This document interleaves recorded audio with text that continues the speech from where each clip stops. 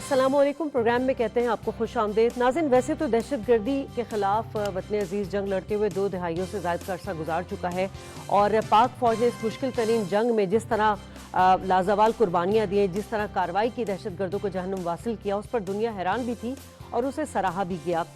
पिछले कुछ माह से दहशत गर्दी की नई लहर ने जन्म लिया हुआ है और बुज़दिल और डरपोक दहशतगर्द जो हैं वो छुप कर कार्रवाई कर रहे हैं, जिसके खिलाफ बहरहाल हमारी सिक्योरिटी फोर्सेस और पुलिस जो है उनके खिलाफ कार्रवाई कर रही है।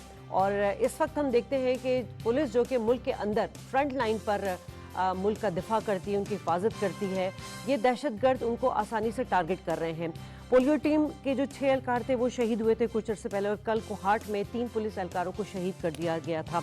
और यकीनन नाज़रीन, ये जो पुलिस शोधा पुलिस हमारी है, इनकी जो कुर्बानियाँ हैं वो लाजवाल है। पूरी कौम उसको सराहती भी है, खराज तहसीन पेश करती है और पुरअज़्म है कि वो पुलिस के साथ मिलकर दहशत गर्दों को नेस्त नाबूद कर दे।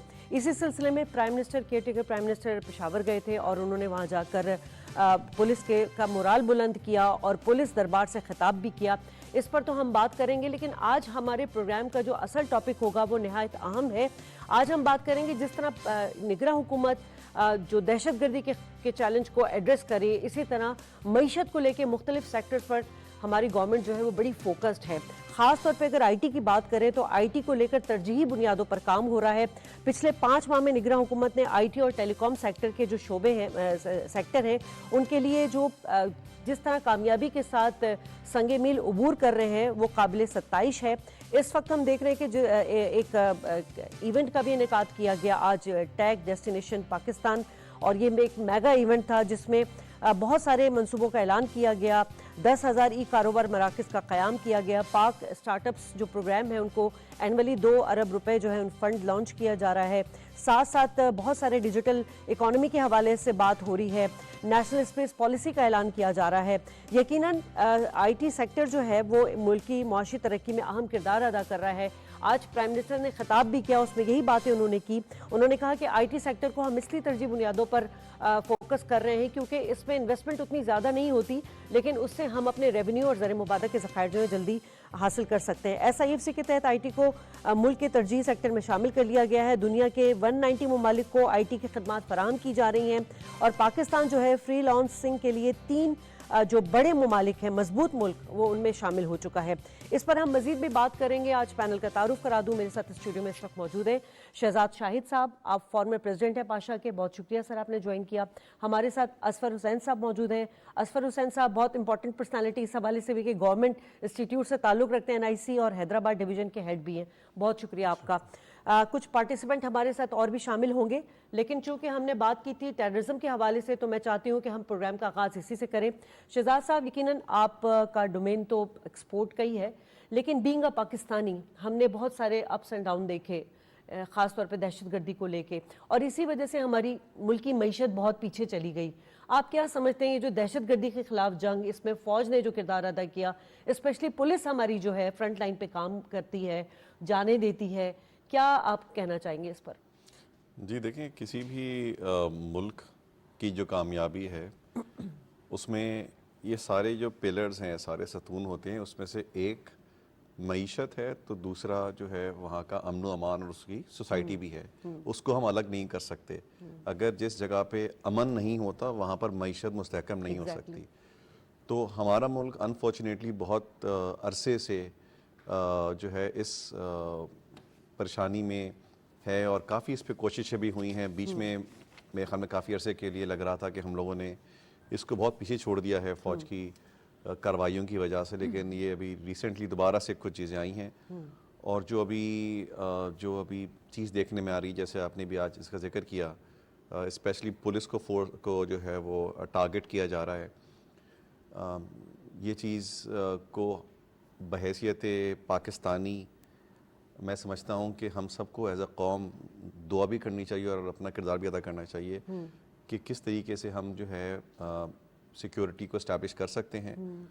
और हमारी दुआ है और ख्वाहिश है कि वो जो भी फ्रंट लाइनर है, वो पुलिस हो, वो फ़ौज हो या वो कोई और ऐसा इदारा हो, हम उनके लिए ज़ाहिर दुआ तो कर सकते हैं शोधा के लिए, और जो लोग कर रहे हैं हम उनकी बहुत मतलब उनकी ہمت بھی ہے اور وہ ظاہر ایک بہت مشکل کام کرتے ہیں. تو میں خواہش ہے کہ وہ اپنا کام سکسیزفلی اس کو کر سکیں اور پاکستان جو ہے وہ اس میں ایک مستحکم امن ہم لوگ جو ہے دیکھ سکیں. بڑی اچھی بات کی شہزاد آپ نے. اصفر اسی کو میں آپ سے کامنٹ لینا چاہوں گی کہ جب تک لا اینڈ آرڈر کی سچویشن نہیں ہوتی تب تک آپ کے ملک میں ترقی پاسبل ہی نہیں ہوتی ہے. ہم نے میرا خیال ہے $100 بلین سے بھی زائد جو ہے وہ اپنا نقصان مالی کیا. جانی نقصان تو بے تحاشا ہیں, اس کے کمپنسیشن تو ہو ہی نہیں سکتی ہے. یہ جو فوج ہوتی ہے, یہ جو سیکیورٹی فورسز ہوتے ہیں, یہ جو پیرا ملٹری یا پولیس ہو گئی, ان کا کام ہم سب سے کتنا زیادہ مشکل ہے. اور پھر وہ یہ سوچتے بھی نہیں ہیں کہ میری جان کا کیا ہوگا, میری فیملی, وہ اپنی فیملی کا بھی نہیں سوچتے ہیں. آپ کیا کہنا چاہیں گے, کیا ان کو خراج عقیدت پیش کرنا چاہیں گے؟ بہت ہی ضروری ہے, جیسے شہزاد کہہ رہے تھے, معیشت کے لیے بھی اور ملک کے لیے بھی امن و امان. اور میرے خیال سے جتنی قربانی ہماری افواج نے دی ہے, ہماری پولیس نے دی ہے, پاکستان میں ظاہر ہے بدامنی رہی ہے, تو اس کی جو فرنٹ لائن میں جن شعبے کے لوگوں نے آ کے اپنا کردار ادا کیا ہے, ہمیں انہیں خراج تحسین بھی پیش کرنا چاہیے. اور اہم بات یہ ہے کہ یہ ایک محدود وسائل میں بھی کام کرتے ہیں, ہمیں یہ بھی سوچنا چاہیے. یہ ہم لوگ جس اپنے ذریعہ معاش کمانے کے لیے یا ویسے ہی اپنی زندگی کو آسان بنانے کے لیے ہم یہ سوچتے ہیں کہ ہماری ایک ایکٹیویٹی, ایک موومنٹ کو آسان بنانے کے لیے ہمارے یہ پولیس کے جوان ہمارے ساتھ ہیں. اگر ہمیں کہیں پارک میں جانا ہے اور ہم دیکھ رہے ہیں اپنی فیملی کے ساتھ کہ ہم ایک سیفٹی سیکیورٹی فیل کرتے ہیں, یہ ان کی وجہ سے ہے. ہم روڈ پہ ٹریول کر رہے ہیں, ہماری روڈ آسان ہو رہی ہے, ٹریول آسان ہو رہا ہے, یہ ان کی وجہ سے. تو ہم ایک لمحے میں یہ سوچیں کہ ہماری زندگی کتنی آسان ہوتی ہے ان کی وجہ سے, اور ان قربانیوں کو ہمیں ہمیشہ یاد بھی رکھنا چاہیے اور ان کو مکمل سپورٹ کرنا چاہیے. بالکل ٹھیک بات ہے. ہمیں جوائن کر چکے ہیں بریگیڈیئر ریٹائرڈ احمد سعید مناز صاحب. بہت شکریہ سر آپ کا. سر, روزانہ ہم دیکھتے ہیں کہ وطن عزیز کی خاطر کبھی چیک پوسٹ پر, کبھی بارڈر پر, کبھی بہت ہی ڈینجرس جگہ پر ہماری جو فورسز ہے وہ ٹیررزم کے خلاف کارروائی کرتے ہیں اور اس میں جام شہادت نوش کرتے ہیں. آج بھی مانسہرہ میں ایک واقعہ ہوا ہے, ہمارے 2 جوان اس میں شہید ہوئے ہیں, لیکن 2 دہشت گردوں کو جہنم واصل کیا جو بہت ساری ٹیررسٹ کی کارروائی میں ملوث تھے. ہم بات کریں اگر پیراملٹری فورسز کی یا ہم بات کریں اگر اپنی پولیس کی, تو ان کی بھی قربانیاں جو ہیں وہ بے دریغ ہیں. لیکن اس دہشت گردی میں جو دوبارہ نہیں لہرائی ہے, اس میں پولیس کو آسانی کے ساتھ ٹارگٹ کیا جا رہا ہے, اس کی وجہ کیا ہے؟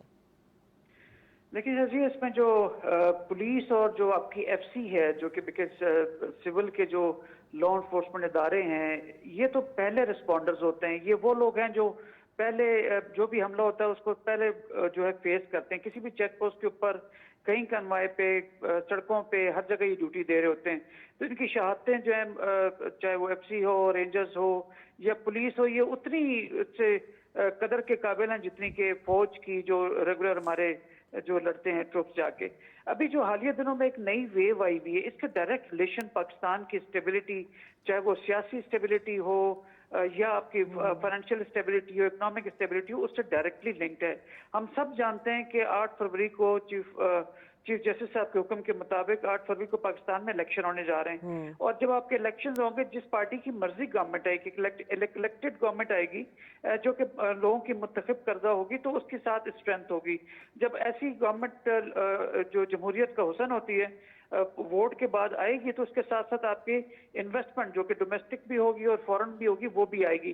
لیکن بدقسمتی سے پاکستان کے جو دشمن ممالک ہیں, جس میں انڈیا سر فہرست ہے, اور اب بدقسمتی سے افغانستان بھی اس کی سائڈ لیتا ہے, اور اسرائیل کا کسی حد تک بیک گراؤنڈ میں رہتے ہوئے ان کا ایک انوالومنٹ ہوتی ہے. اور اسپیشلی جو ہوسٹائل انٹیلیجنس ایجنسیز ہیں, جس میں موساد اسرائیل کی, را انڈیا کی اور این ڈی ایس سب افغانستان کی, یہ مل کر پاکستان میں اس طرح کے حالات کریٹ کریں. 8 فروری کو اب 1 مہینے سے کم ٹائم رہ گیا, لیکن وہ اس طرح کے حالات کریٹ کرنا چاہتے ہیں کہ جس میں ڈومیسٹک لیول پہ اور انٹرنیشنل لیول پہ ایک امپریشن کریٹ کرنا چاہتے ہیں کہ خدا نخواستہ پاکستان میں شاید الیکشنز کے لیے ماحول سازگار نہیں ہے.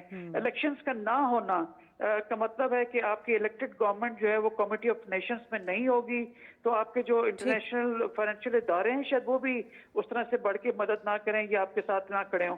تو وہ پاکستان کو ہمیشہ سے ایک ڈسٹرب اسٹیٹ کے طور پہ دیکھنا چاہتے ہیں.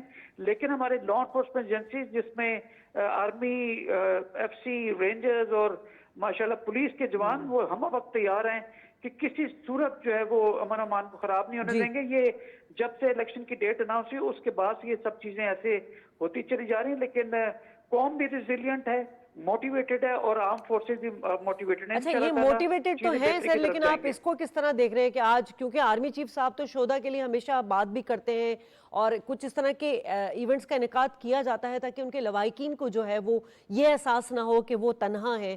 یہ بڑی اچھی بات ہے. اور اسی سلسلے میں آج care taker prime minister Peshawar جو ان کا وزٹ ہوا اور انہوں نے جو پولیس دربار ہے اس سے خطاب کیا اور بڑا لائٹر نوٹ پہ بات بھی کی.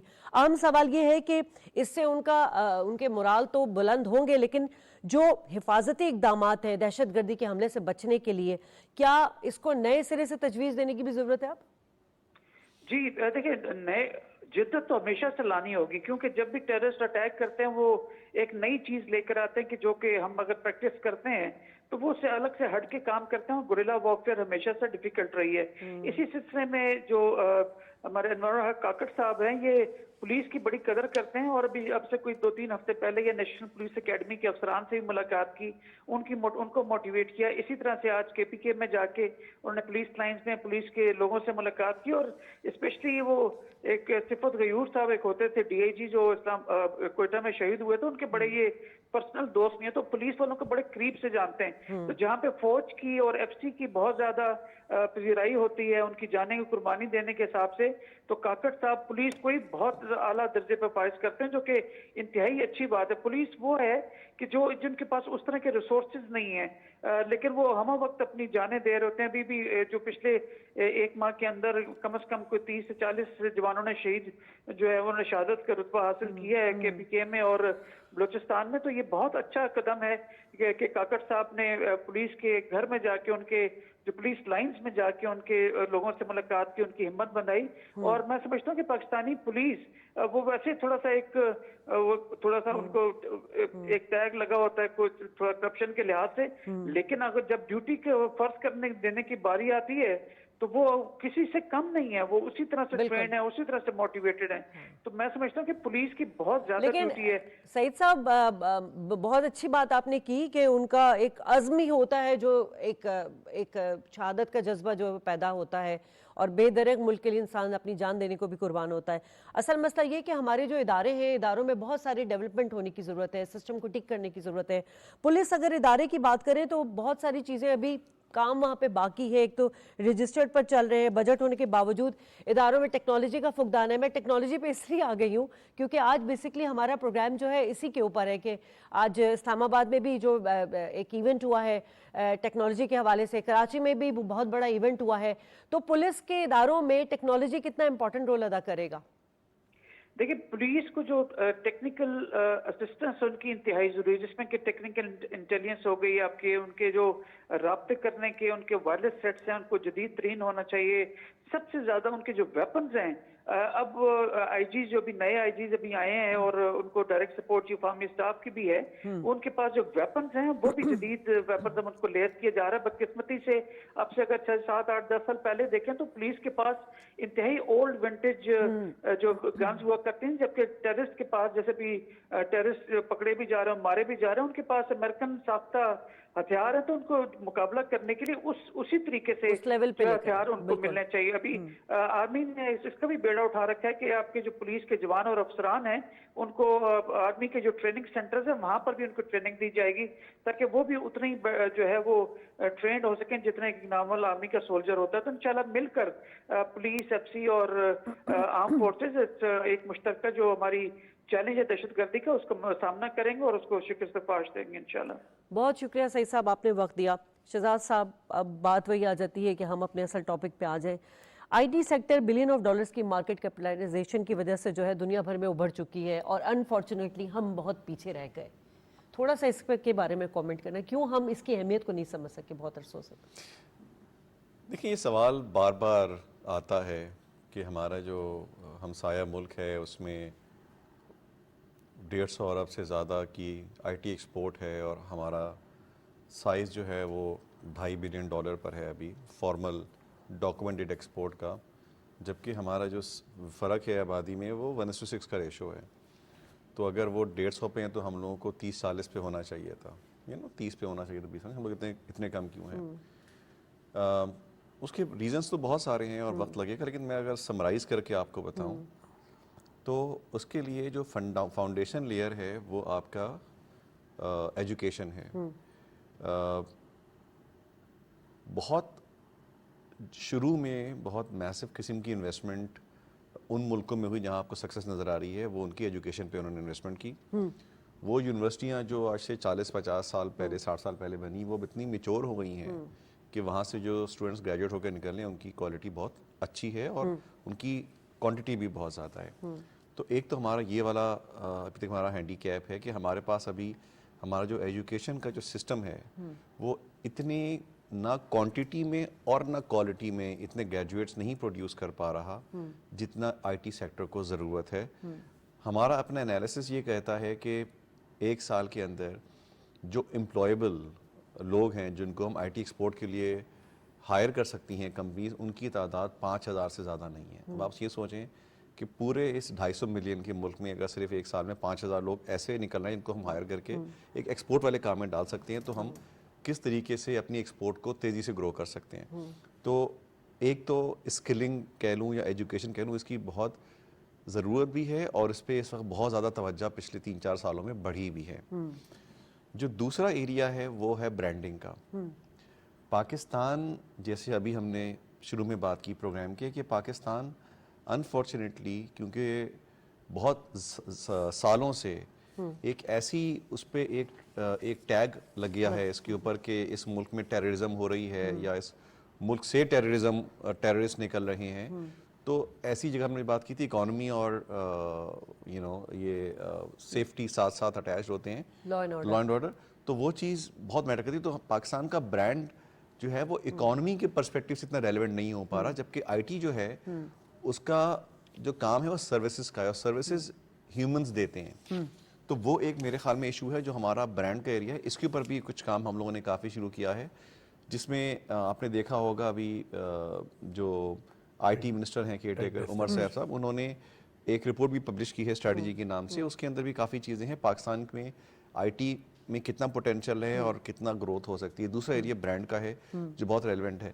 جو تیسرا ایریا ہے وہ اپارچونیٹی کا ہے. دیکھیں اگر آپ کوئی ڈاکٹر پروڈیوس کرتے ہیں تو پہلے وہ ہاؤس جاب کرتا ہے، اس کے بعد وہ پھر مزید کافی عرصہ تک ایک جگہ جاب کے موقع ملتا ہے تو جا کے وہ ایک ایسا اسپیشلسٹ بنتا ہے جس سے پیشنٹس سیٹسفائیڈ رہتے ہیں. آئی ٹی بھی اس وقت زیادہ گرو کرے گا جب اس کے پاس کمپنیز کے پاس جو چھوٹی مڈ سائز کمپنیز ہیں ان کے پاس زیادہ اپارچونیٹی ہوگی. اور یہاں پر جو ہے پاشا کے پلیٹ فارم سے ہم لوگ گورنمنٹ سے کافی انگیج ہیں کہ پاکستان ایز اے گورنمنٹ کو کافی اسپیس کریٹ کرنے کی ضرورت ہے، کیونکہ ان کے پاس آئی ٹی کی بہت ڈیمانڈ ہوتی ہے. وہاں کس طریقے سے پاکستانی کمپنیز کو وہ ترجیح دیں اور ان کے لیے وہ جو ہے وہ پروجیکٹس پروڈیوس کریں. آئی تھنک یہ تین میجر ایریاز ہیں. لیکن اگر میں پازیٹیو اینگل سے بتاؤں تو وہ یہ جاننا بڑا ضروری ہے کہ یہ آئی ٹی وہ سیکٹر ہے جو سروسز میں نمبر 1 ہے پاکستان کے. یہ وہ سیکٹر ہے جس کی گروتھ کسی اور سیکٹر سے زیادہ ہے ایکسپورٹ کے اندر. یہ وہ سیکٹر ہے جو کہ 1.5 ارب سے 2 پہ گیا، 2 سے 2.5 پہ گیا اور انشاءاللہ اس دفعہ 3 سے اوپر چلا جائے گا. اور ہمارا جس طرح سے ہم چیزیں پلان کر رہے ہیں ہمیں لگتا ہے کہ ہم $10 ارب ہمیں بہت جلدی کراس کر لیں گے اور اسی کے لیے ایکٹیویٹیز بہت ساری ہو بھی رہی ہیں. ٹھیک ہے اصفر، آج کا دن بڑا امپورٹنٹ رہا. ہم نے اسلام آباد میں بھی دیکھا کہ ٹیک ڈیسٹینیشن پاکستان میگا ایونٹ ہوا اور آج launching park technology launching park تھی، اس کی ٹیکنالوجی پارک کی لانچنگ تھی آج. تو یہ 2 ایونٹ کیا بتا رہے ہیں کہ حکومت اور ہماری جو دیگر ادارے، بالخصوص SIFC کی بات کر لوں کہ واقعی انہوں نے جو بات کی ہے کہ آئی ٹی سیکٹر کو ترجیحی بنیادوں پر رکھا گیا ہے اور اس کے ہم ثمرات بھی دیکھ رہے ہیں.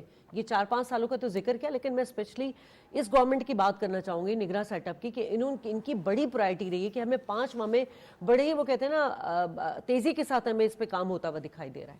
دیکھیں جیسے شہزاد کہہ رہے تھے نا، برانڈنگ، اسکلز، اپارچونیٹی اور ایکسپوجر، اس کے ساتھ ساتھ ایک گورنمنٹ کا جو کام ہوتا ہے وہ ہوتا ہے انیبلنگ انوائرمنٹ بنانا، یعنی ایسا ماحول بنانا کہ جس کی وجہ سے بزنس بڑھ سکے. اس کے لیے آپ پھر ریفارمز لاتے ہیں مختلف اداروں میں، جو ہم نے دیکھا ہے کہ ایس سی سی پی کا رول، ایس سی سی پی کے علاوہ ایف بی آر کا، اسٹیٹ بینک کا، یہ سب ادارے مل کے کام کرتے ہیں تو گرو کرتا ہے. انڈسٹری کو بہت فائدہ ہوتا ہے جب پرائیویٹ سیکٹر جیسے ایسوسیشن پاشا جو ہے وہ ایک بہترین کام کر رہی ہے ایسوسیشن گورنمنٹ کے ساتھ. گورنمنٹ کے منسٹر خود جو ہمارے ابھی کیئر ٹیکر منسٹر ہے عمر صاحب صاحب، وہ بھی بہت اچھا سمجھتے ہیں سارے سبجیکٹ کو، اس کیا ضرورت ہے ہمیں ملک کو اس وقت. تو جو خاص جو جگہ ہیں جس پہ ہماری اس وقت گورنمنٹ کا بھی زور ہے اور دکھ بھی رہا ہے ہمیں اس میں امپروومنٹ، آپ دیکھیں اسٹارٹ اپ فنڈ لانچ ہوا ہے. پہلے کبھی بھی یہ نہیں ہوتا تھا کہ اسٹارٹ اپس کو یہ ضرور تھا کہ انکیوبیشن سینٹر جو جیسے کہ میں بھی ایک انکیوبیشن سینٹر کو ہی ریپرزینٹ کرتا ہوں، وہ ایک اسٹارٹ اپس کو جگہ دے دیتے تھے اور اس سے مینٹورنگ ہوتی تھی، ان کی حوصلہ افزائی ہوتی تھی، ان کو مختلف ایکسپوجر ملتا تھا. فنڈنگ کی کمی رہ گئی تھی، اب اس فنڈنگ کی کمی بھی گورنمنٹ نے ختم کر دی ہے. تو اس سے یہ ہوگا کہ اگر کوئی ایک اسٹارٹ اپ یا ایک نیا بزنس اپنی انویسٹمنٹ راؤنڈ یعنی اپنے سرمایہ کاری اس میں ہونی ہے اور اس کا 30% تک حصہ یہ برج کرے گی گورنمنٹ. یعنی اگر کوئی $1 ملین کی سرمایہ کاری ہونی ہے تو $7 لاکھ اگر ایک اسٹارٹ اپ یا ایک بزنس کسی وینچر کیپٹلسٹ یا سرمایہ کار سے انویسٹمنٹ لے چکا ہوگا تو باقی کے جو $3 لاکھ ہیں اس کی برجنگ گورنمنٹ کر دے گی. یہ منسٹر صاحب نے اعلان بھی کیا تھا اور یہ بہترین ایک اقدام تھا حکومت کی طرف سے. آج کا ایونٹس بتا رہی ہیں تو جیسے ابھی شہزاد بتا رہے تھے، ٹیک ڈیسٹینیشن ایک بہت اچھا پیس ہے Pakistan soft where export board کی طرف سے. ایک بہت ہی اچھی برانڈنگ ہے پاکستان کی، پاکستان کو اٹریکٹیو بنانا. ہر بڑے جو ایونٹس ہوتے ہیں گلوبلی جیسے لیپ ہے، جائٹیکس ہے، لنڈن ٹیک ویک ہے، ویب سمٹ ہے، جو بڑے بڑے ایونٹس ہیں دنیا بھر میں، ادھر پاکستان کی نمائندگی ہوتی ہے. یہ ہمارے انڈسٹری لیڈرز جا کے وہاں پاکستان کا ایک بہترین رخ دکھاتے ہیں اور جس کی وجہ سے جیسے ابھی شہزاد کہہ رہے تھے کہ ایک ہم دیکھ رہے ہیں بتدریج انڈسٹری بڑھ بھی رہی ہے، اسٹارٹ اپس بھی گرو کر رہے ہیں. آج اسٹارٹ اپس میں بھی تقریباً $800 ملین پچھلے 5 سے 6 سالوں میں ہم نے دیکھی ہے کہ ایک انویسٹمنٹ بڑی ہے. حالانکہ پچھلا سال تھوڑا سلو تھا لیکن پھر بھی انویسٹمنٹس آ رہی ہے اور اس اقدام سے اسٹارٹ اپ فنڈ کے آنے سے ہم یہ دیکھیں گے کہ اسٹارٹ اپ میں بھی ایک انویسٹمنٹ اور بڑھے گی. تو یہ ایونٹ سے بہت فائدہ ہوتا ہے، ٹیکنالوجی پارک بننے سے. آج منسٹر صاحب کی ایک اور اناؤنسمنٹ تھی جس میں ای سینٹرز کا قیام، جیسے آپ نے اپنے انٹرو میں کہا، اس سے بہت فائدہ ہوگا. فری لانسرز کو اس طرح کی مواقعوں کی بہت سخت ضرورت ہے جہاں انٹرپٹڈ بجلی آ رہی ہو، جہاں آپ کے پاس ایسا ماحول ہو کہ جو ایک اچھی آفس انوائرمنٹ مل سکے. تو جو ہمارا ہدف ہے، پہلا ہدف 5 بلین کہیں ہم یا $10 بلین تک کی ایکسپورٹس کہیں، وہ انشاءاللہ ان سارے اقدام سے پورا ہو سکتا ہے. ٹھیک ہے، بڑی امپورٹنٹ بات کی اور مزید بات کریں گے کہ یہ جو 10,000 ای روزگار سینٹر کا قیام کا اعلان کیا گیا ہے، اس سے کتنے افراد مستفید ہو سکیں گے. دوسرا، ہمارے ملک میں جو 68% یوتھ کی ہم بات کرتے ہیں اور کہتے ہیں بڑی بلیسنگ ہے یہ ہمارے لیے، ان کو ہم کس طرح یوٹیلائز کریں گے، ان کے سکلز پر کس طرح کام کرنا چاہیے اور کیا کیا سہولیات اور حکومتی اقدامات ہونے چاہیے، اس پہ بات کریں گے اس بریک کے بعد.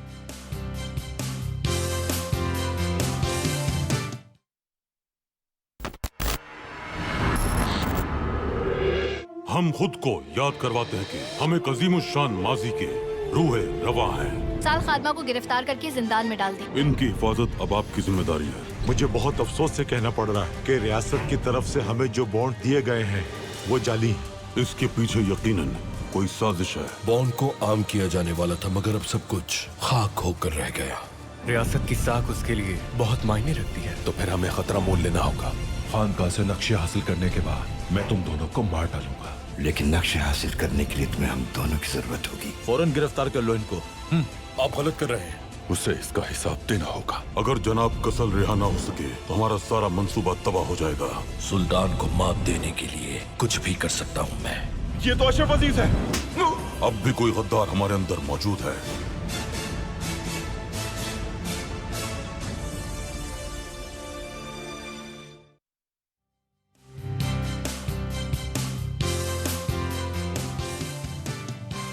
वेलकम बैक नाज़रीन। शहजाद, ये बताएं कि जब अब हम बात करें एक्सपोर्ट की, और एक्सपोर्ट के लिए हुकूमत बड़ी फोकस्ड है क्योंकि हमारे मुल्क की मईशत में जो सबसे बड़ा मसला है वो डॉलर का है, और डॉलर की वजह से हमारी मईशत जो इनस्टेबल भी रही है। इस वक्त हम ज़र मुबादला के ज़खायर भी हासिल कर सकते हैं, हमारा रेवेन्यू भी बढ़ सकता है, रोज़गार भी हो सकता है, सब कुछ है, लेकिन एक्सपोर्ट के लिए एक साजगार माहौल के साथ साथ और बुनियादी चीज़ जिस पे हमने बात की, कैटेगोरिकली हमने स्किल्स पे बात कर रहे हैं, एजुकेशन पे बात कर रहे हैं, R&D कितना इम्पॉर्टेंट है हमारे लिए, उस पर कितना काम करने की ज़रूरत है? देखें, एक्सपोर्ट जो है वो आप इसको मैं इसको ऐसे हमेशा लेता हूँ कि इट्स लाइक अ पिरामिड। ठीक है। तो सबसे ज़्यादा जो एक्सपोर्ट के मौक़े होते हैं वो बॉटम ऑफ द पिरामिड पे होते हैं, जो कि लो टेक्नोलॉजी या लो एंड टेक्नोलॉजी के थ्रू होता है, जिसमें कॉल सेंटर्स, BPOs जो हैं वो चाहिए होते हैं, और उसके लिए आपको उस किस्म के लोगों को स्किल करना पड़ता है, और उस किस्म के लोगों को आप थ्रू वोकेशनल ट्रेनिंग और तरह तरह के प्रोग्राम से आपको लाना पड़ता है। इसमें आप बहुत ज़्यादा लोगों को रोज़गार भी दे सकते हैं, ज़्यादा टेक्नोलॉजी भी नहीं चाहिए होती, और वो रोल अपना प्ले कर सकते हैं। इसी तरह से जितना पिरामिड में आप ऊपर जाते रहेंगे उतना टेक्नोलॉजी एडवांस होती रहेगी, और उसमें ना सिर्फ टेक्नोलॉजी एडवांस होगी बल्कि उस टेक्नोलॉजी को सीखने के लिए जो प्री रिक्विजिट्स हैं, जो आपको पहले चीज़ आनी चाहिए, उतनी ही ज़्यादा वो कॉम्प्लेक्स होगी। अगर आप AI में कुछ करना चाहते हैं तो ये ज़रूरी होता है कि आपको मैथमेटिक्स और स्टेटिस्टिक्स का आपको अच्छा आपका ग्रिप होनी चाहिए, ताकि आप वो एल्गोरिथम लिख सकें और आप डेटा साइंटिस्ट बन सकें और चीज़ों को आप कर सकें। तो दो चीज़ें अलग अलग हैं, एक है R&D और एक है इनोवेशन। अगर मैं थोड़ा सा उनको मैं अलग कर लूँ, क्योंकि R&D से अमूमन समझा जाता है कि मैं कोई बहुत नई चीज़ ईजाद करने वाला हूँ, जबकि इनोवेशन में हो सकता है कोई ईजाद ना हो रही हो, बल्कि कोई ऐसा डिसरप्टिव आइडिया है जो आपने कहा था ये काम एक ख़ास तरीके से होता है, लेकिन अगर मैं उस तरीके को इस तरह से चेंज कर दूं कि उसमें एफिशिएंसी आ जाए, या पैसे कम कॉस्ट पे वो काम हो जाए, कम वक्त में हो जाए, बेहतर क्वालिटी में हो जाए। स्टार्टअप्स का जो सबसे बड़ा मेरे ख्याल में जो पर्पस होता है ग्लोबली, वो यही उनसे एक्सपेक्टेशन होती है कि वो कोई एक ख़ास यूज़ केस को फोकस करते हैं और उस यूज़ केस में कोई ऐसी बेहतरी लेकर आते हैं या बिल्कुल एक नया सोल्यूशन लेकर आ जाते हैं, जिसकी वजह से वो अपने आप को भी इस्टेब्लिश कर देते हैं, और उससे जो उनका कस्टमर होता है उससे उसको वैल्यू मिल जाती है। आप पाकिस्तान में देखें तो बहुत सारे आपको नाम दिमाग में आते हैं। दराज आपके मुल्क में पहले नहीं था, आपके मुल्क में पहले, आपके मुल्क में जो है वो फूड पांडा आपके पहले मुल्क में नहीं था। ये वो नाम है जो आज हर घर में इस्तेमाल हो रहे हैं। करीम पहले इस मुल्क में नहीं था। ये वो चीज़ें जो कुछ सालों पहले स्टार्टअप के तौर पर आई, और उन्होंने हमारी या तो ट्रांसपोर्टेशन के मसले को हल कर दिया, या हमारे इंटरनेट का काम महज राब्ता नहीं है, कम्युनिकेशन नहीं है, बल्कि रोजगार के हवाले से। R&D में जरूरी चीज ये है कि R&D का कल्चर क्रिएट होना चाहिए। इसका मतलब R&D का मतलब क्या है कि बजाय इसके कि आप अपनी कौम को, अगर मैं कहूँ हमारे तालीमी इदारों में थोड़ा सा रटने का रिवाज ज़्यादा हो गया है, बजाय रट्टा लगाने के और अच्छे मार्क्स लेने के, अगर उनका फोकस इस चीज़ पर आए कि वो अपने आप को एनालिटिकली स्ट्रॉन्ग करे, नई सोच लेकर आएँ, प्रॉब्लम्स को आइडेंटिफाई करके उन प्रॉब्लम का सलूशन सोचें, तो खुद ब खुद आपको नज़र आएगा कि हमारे यहाँ एक इनोवेशन का माहौल बनना शुरू होगा, एक पॉजिटिव चेंज का माहौल बनना शुरू हो जाएगा। और इसके बगैर आपका जो स्टार्टअप कल्चर है ये प्रमोट नहीं हो सकता। जो यूनिकॉर्न्स होते हैं जिनकी $1 बिलियन की वैल्यू होती है, वो आप क्रिएट नहीं कर सकते।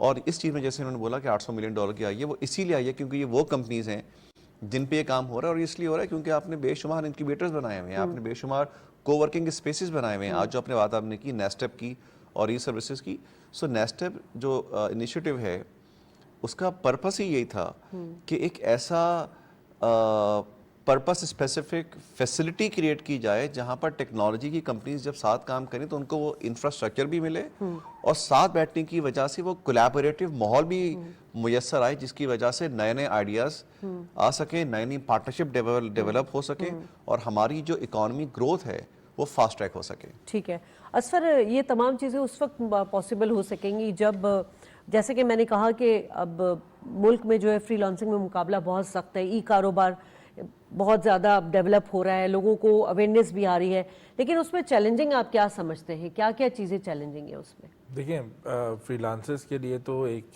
और अब वो कुछ हल की तरफ भी जा रहा है। ऐसा नहीं था कि पहले भी पेमेंट एक उनके लिए मसला होता था, अब वो गेटवेज, मुख्तलिफ गेटवेज کی پاکستان میں یا تو انٹیگریشن ہو رہی ہے یا ان کی سروسز جیسے پے پیل کی ابھی ایک انٹیگریشن ہو رہی ہے پیونیر کے ساتھ، تو وہ پاکستان میں اس کی سروسز آ رہی ہے. یہ ایک بہت بڑا مطالبہ تھا فری لانسرز کا. فری لانسرز کا جیسے ابھی شہزاد کہہ رہے تھے اور انہوں نے بہت اچھا پیرامڈ کی مثال دی تھی، اسی طرح یہ بتانے کی ضرورت ہے کہ ان کی سکلز کس لیول پہ ہوں کہ جو باہر کی جن مارکیٹس میں ان کی رسائی ہو رہی ہے اس حساب سے بھی وہ کما سکیں. تو وہ ٹریننگ اور وہ ویژن دکھانا، وہ اپروچ دکھانا، وہ ذہن بنانا، ذہن سازی کرنے کی بھی ضرورت ہے. جب یہ ہم کوئی ایک یا تو ٹیکنالوجی پارک بناتے ہیں یا انکیوبیٹر بناتے ہیں یا ای سینٹر بناتے ہیں، اس کا ایک فائدہ یہ بھی ہوتا ہے کہ اگر ایسے فری لانسرز 2 3 4 8 10 یہ جب مل کے بیٹھتے ہیں کام کرتے ہیں تو ایک دوسرے سے بھی سیکھتے ہیں، تو یہ سب سے بڑا فائدہ ہوتا ہے. تو جہاں ان کی پیمنٹس کے مسائل ہیں، جہاں ان کے ایکسپوجر کے مسائل ہیں، لوکل لیول پہ کبھی کبھی ان کو پہلے بینک اکاؤنٹس میں مسئلہ ہوتا تھا، لیکن اس میں بھی اسٹیٹ بینک نے بہت اچھی ہدایت دے کے پرائیویٹ بینکس کو ایکٹیو کیا، اور آج ہم دیکھ رہے ہیں کہ سارے پرائیویٹ بینکس ایکٹیو ہیں فری لانسرز ایون ان کی لیکوڈیٹی کا مسئلہ حل کیا. میرے خیال 20% تھی، اس کو بڑھا کے 50% کر دیا اسٹیٹ بینک نے. وہ ان کے ایکسپورٹ کی جی اس میں یہ ہوا تھا کہ، اور یہ بڑا اہم مسئلہ ہے، پاکستان میں ڈالر اس طریقے سے انفلو نہیں ہو رہا آئی ٹی ایکسپورٹرز سے، بھلے سے فری لانسر ہوں یا آرگنائزیشن ہوں. میرے خیال میں جتنی ایکچوئل آئی ٹی ایکسپورٹ ہے، یہ ہر ایک کا بڑا سمپل ایک ایسٹیمیٹ ہے کہ کم از کم جو ہماری آئی ٹی ایکسپورٹ ہے وہ ڈبل ہے، لیکن آدھی نہیں آ پا رہی، شاید اس سے زیادہ نہیں پا رہی. اس کی شاید وجہ یہ بھی ہے کہ جیسے کہ انہوں نے بات کی کہ ابھی ایک جو ہے ایک پے پیل کے تھرو ایک ارینجمنٹ ڈیولپ ہوئی ہے کہ آپ پے پیل سے بھی پیسے کلیکٹ کر سکتے ہیں جو پاکستان بینکس لائے جا سکتے ہیں. لیکن پاکستان بہت سارا پیسہ اس لیے نہیں آتا کیونکہ لوگ چاہتے ہیں اپنی ارننگ کو، جو ڈالر میں ارننگ کی ہے، اس کو ڈالر میں ریٹین کرنا. یہ بہت بڑا مطالبہ رہا ہے بزنسز کا بہت سالوں سے. اس کے اوپر ہم نے پاشا نے بہت سٹرونگ سٹینڈ لیا ہم لوگوں نے. اور اچھی بات یہ ہے کہ گورنمنٹ اور خاص طور پہ SIFC کے قیام کی وجہ سے ہمیں بہت سپورٹ ملی اپنا پوائنٹ کنوے کرنے میں ان پاور کوریڈورز میں جہاں پر یہ ڈسکشن بہت ریلیونٹ ہوتی ہے. اور 35% پہلے ہوا اور اب یہ 50% پر آ گیا. ہم ڈسکشن یہ کر رہے ہیں کہ اس کو آپ 100% الاؤ کریں جیسے دنیا جہان میں ہوتا ہے. اور سب سے اچھی انٹرسٹنگ بات یہ ہے کہ جو فیئر تھا کہ جب ہم بڑھائیں گے ڈالر ریٹین کرنا تو شاید ڈالر واپس جانا شروع ہو جائے گا، ایسا ہرگز نہیں ہوا. کیونکہ لوگ جب پیسہ منگواتے ہیں اور ان کو لگتا ہے کہ یہاں پر بھی پیسہ سیفلی رکھا ہوا ہے، جیسا شاید پیسہ سنگاپور میں، دبئی میں یا لنڈن میں سیفلی رکھا ہوا تھا، تو ان کو پیسہ واپس باہر بھیجنے کی ضرورت نہیں ہے سوائے ان پرپسز کے لیے جو بزنس کے لیے ضروری ہیں. اگر مجھے کوئی ایگزیبیشن میں پارٹیسپیٹ کرنا ہے کہیں اور پہ، مجھے کوئی کنسلٹنٹ ہائر کرنا ہے تو اس کے لیے تو مجھے پیمنٹ باہر کرنی پڑے گی. اور یہ بھی ایک دوسرا بہت بڑا ایریا ہے جس کے اوپر اسٹیٹ بینک نے کافی ریلیکسیشن دکھائی ہے. اور ہم اور ایریاز میں بھی ان کے ساتھ بات کریں کہ اگر ہمیں پاکستان سے ڈالر پیمنٹ کرنی ہو کسی اور کو تو اس کو آسان کیا جائے. اور اس کے اندر آپ نے دیکھا ہوگا کہ ڈالر ڈیبٹ کارڈز اب بینکس نے شروع کر دی ہیں لانچ کرنا. یہ اسی سلسلے کی کڑی ہے جو ہم لوگوں نے جنوری میں شروع کیا تھا، تاکہ اگر یہاں پر ایک فری لانسر ہو یا بزنس کا بندہ ہو جس نے ایکسپورٹ کیا اور آئی ٹی میں سے اور پیسے کمائے ڈالر میں، تو اس کو ڈالر کا ایک کارڈ مل جائے گا. اس سے جب وہ ایکسپینسز کرے گا تو وہ روپے سے کنورٹ نہیں ہوگا بلکہ ڈالر ٹو ڈالر پیمنٹ ہوگی. اور اس سے ہمیں بہت یقین ہے کہ یہ بھی بہت ہیلپ کرے گا ان ڈالرز کو لانے میں پاکستان جو کہ شاید پاکستان نہیں آتے. ٹھیک ہے اسفر، ایک اور ایشو بھی بڑا جس کو ڈسکس کرنا میں سمجھتی ہوں ضروری ہے کہ ہمارے جو انٹرنیٹ سروس ہے وہ بڑی سلو رہتی ہے، بہت کمپلینز بھی آتی ہیں. تو آپ کیا سمجھ رہے ہیں کہ ریلائبل ہائی اسپیڈ جو براڈ بینڈ ہے اس کے لیے کیا اقدامات ہونے چاہیے، کیسے کیا جا سکتا ہے اسے؟ دیکھیں ابھی تو پاکستان میں خاص طور پہ جو آپریٹرز ہیں ان کی طرف سے لائسنسنگ کی تھی معاملہ، وہ تو اب آپریٹرز اپنی برانڈنگ بھی کر رہے ہیں کچھ تو اس میں سے. میرے خیال سے ٹیئر 2 سٹیز میں، ٹیئر 3 سٹیز میں اور زیادہ ضرورت ہے ہائی براڈ بینڈ کی. یونیورسل سروسز فنڈ ایک پاکستانی ایک آئی ٹی کمپنیز کے لیے ساتھ ساتھ سپورٹ دیتی ہے گورنمنٹ کی طرف سے کہ آپ جہاں ٹیلی ڈینسٹی گورنمنٹ کی طرف سے اقدام ہوتا ہے کہ ٹیلی ڈینسٹی بڑھا سکیں. تو یہ ایک ہائی انٹرنیٹ تو بہت زیادہ ضرورت ہے. اس کے ساتھ ساتھ میرے خیال سے یہ ایکسس بھی کی بھی بہت ضرورت ہے. ابھی ایکسس کا بھی مسئلہ ہے. جب میں جیسے ہی یہ بات ٹیئر 2 اور ٹیئر 3 سٹیز میں کرتا ہوں کیونکہ وہاں پہ فری لانسنگ بہت زیادہ ہو رہی ہے کیونکہ اس طرح سے نوکری کے مواقع نہیں ہیں. تو یہ ایک اس میں سارے اداروں کا اور خاص طور پہ منسٹری آف آئی ٹی کا جو یونیورسل سروسز فنڈ ہے اس کا خاص رول ہے تاکہ زیادہ سے زیادہ. اور یہ جو نیشنل اسپیس پالیسی آئی ہے اس کو کس طرح آپ ڈیفائن کریں گے؟ نیشنل اسپیس پالیسی جو حکومت کی نگراں حکومت کی ہے. میں اگر بتاتا ہوں لیکن ابھی دو بہت اہم کام ہو رہے ہیں ہائی اسپیڈ انٹرنیٹ کے لیے جو عوام کو پتہ ہونا چاہیے. وہ کیونکہ خاص طور پہ وہ ابھی اس نگراں حکومت کے زمانے میں ان پہ بہت تیزی سے کام ہوا ہے جو پہلے شاید کسی وجہ سے وہ اتنا اسپیڈ میں کام نہیں ہو پا رہا تھا. ایک کام تو یہ ہوا ہے کہ سیٹلائٹ انٹرنیٹ جو کہ پاکستان وائڈ ایک اچھی انٹرنیٹ فیسلٹی دے سکتا ہے اس کو انہوں نے اپروول دے دی ہے. تو اب جیسے ایک زمانے میں آج سے کچھ سالوں پہلے سیٹلائٹ کمپنیز پاکستان میں جو ہے وہ انٹرنیٹ سروس پرووائڈ کریں گی. ایک کمپنی آئی تھی امریکہ سے اسٹارلنک اور اس وقت وہ جو ہے اس وقت کیونکہ لائسنسنگ کوئی رجیم ایگزسٹ نہیں کرتی تھی تو اس لیے وہ رک گیا تھا کام.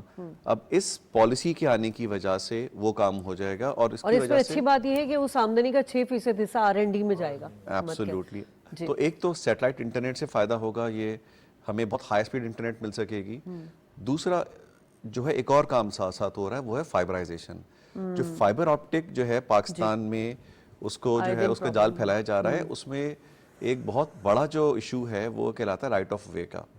رائٹ آف وے کا مطلب یہ ہوتا ہے کہ جب یہ فائبر آپٹک کو پھیلایا جاتا ہے یا بچھایا جاتا ہے تو اگر آپ صرف کراچی بھی لے لیں تو کراچی میں کچھ زمین ریلوے کے پاس ہے, کچھ کینٹ کے گرفن کینٹ کے پاس ہے, کچھ KMC KDA کے پاس ہے, کچھ کسی کے پاس ہے. تو ہر ایک کی اپنا پروسیسز ہیں, اپنا ٹیرف ہے, اپنی پرائرٹیز ہیں. اس پہ بھی اس وقت بہت تیزی سے کام ہو رہا ہے کہ ان چیزوں کو اسٹینڈرڈائز کر کے کچھ ایسے معاملات کیے جائیں کہ یہ جو فائبر آپٹک کا جو نیٹ ورک ہے پاکستان وائڈ یہ جلدی مطلب کیا یہ جو انٹرنیٹ ڈیٹا کی جو ٹریفکنگ ہے اس کو دوسرے کیبل پر منتقل کرنے کی بات کی جا رہی ہے؟ نہیں دیکھیں, جیسے آج کے دن بھی آپ دیکھیں زیادہ تر جو انٹرنیٹ آپ کے پاس موجود ہے دفتروں میں یا ایسا سے وہ زیادہ تر فائبر ایٹ ہوم ہے. تو فائبر ایٹ ہوم جب ہوتا ہے تو اس کی انٹرنیٹ سپیڈ بہت زیادہ ہوتی ہے ریلیٹیولی. اب ہمارے گھروں میں کراچی کے اندر بھی 20 MB 25 MB 30 MB آپ انٹرنیٹ لے سکتے ہیں. اور مطلب اگر ویسے دیکھیں تو اتنا مہنگا نہیں ہوتا, 3,000 روپے کے اوپر آپ کے پاس کوئی 25 MB 30 MB کا انٹرنیٹ آپ کے پاس آ جاتا ہے. تو جس طرح سے یہ پروگریس ہو رہی ہے مجھے نہیں لگتا کہ ہم کوئی وقت بہت شاید قریب ہے کہ جب ہم 50 MB 100 MB کی باتیں بھی کر رہے ہوں گے اور اس میں زیادہ پیسہ نہیں لگ رہا ہوگا. اور یہ اسی لیے ہو رہا ہے کیونکہ جتنا فائبر نیٹ ورک جتنا ملک میں پھیلے گا, تو جو بات ہو رہی تھی ٹیئر 2 سٹیز کی یا ٹیئر 3 سٹیز کی, شاید وہاں پر بھی اس حد تک نہ ہو سکے تو لیکن ایک بہت بہتر انٹرنیٹ بہت ہائی کوالٹی کمپیئر ہوا, کیونکہ کوالٹی آف کنیکٹیوٹی کا مسئلہ ہے وہ بہتر ہونا شروع ہوگا. جتنا وہ بہتر ہونا شروع ہوگا تو آپ کے ملک میں جو روزگار کے ذرائع ہیں اور آپ کے ملک میں جو گورنمنٹ سروسز ہیں جن کے لوگوں کو بڑی تکلیف ہوتی ہے فزیکلی آنا, وہ بھی میرے خیال میں ای سروسز میں کنورٹ ہوں گے اور آپ کے یہاں اوور آل ایک اس سے کرپشن بھی کم ہوگی اور اس سے لوگوں کی تکلیف بھی کم ہوگی اور اس پہ جو خرچ کرنا پڑتا ہے ان لوگوں کو آنے جانے میں اس پہ بھی کمی آئے گی. ٹھیک ہے. اصل نالج اکانومی بھی ایک لازمی ایلیمنٹ ہے, ساتھ ساتھ ڈیجیٹل اکانومی آئی ٹی کا شعبہ جس میں مزید ترقی کی جا سکتی ہے. اس پر حکومتی اقدامات کیسے جا رہے ہیں؟ دیکھیں حکومت نے اگر آپ دیکھیں نالج اکانومی کے لارجر براڈ ٹاپک اگر آپ دیکھیں تو STZA کا بھی قیام ہوا ہے. اس میں صرف IT ٹیکنالوجی کے ساتھ ساتھ انجینئرنگ بھی ہے جو بہت ضروری ہے. اس میں بہت سارے اگر آپ ایکسپورٹرز کے انسینٹیوز کی بات کرتے ہیں تو وہ بھی کور ہوتے ہیں. آپ ایسے فری زونز بناتے ہیں جس میں انوویٹو پروڈکٹس یا انجینئرنگ پروڈکٹس کو آپ جگہ دے سکیں, گورنمنٹ انسینٹیوائز کرے ان کو تاکہ مزید ترقی ہو. R&D کی ہم بات کر رہے تھے.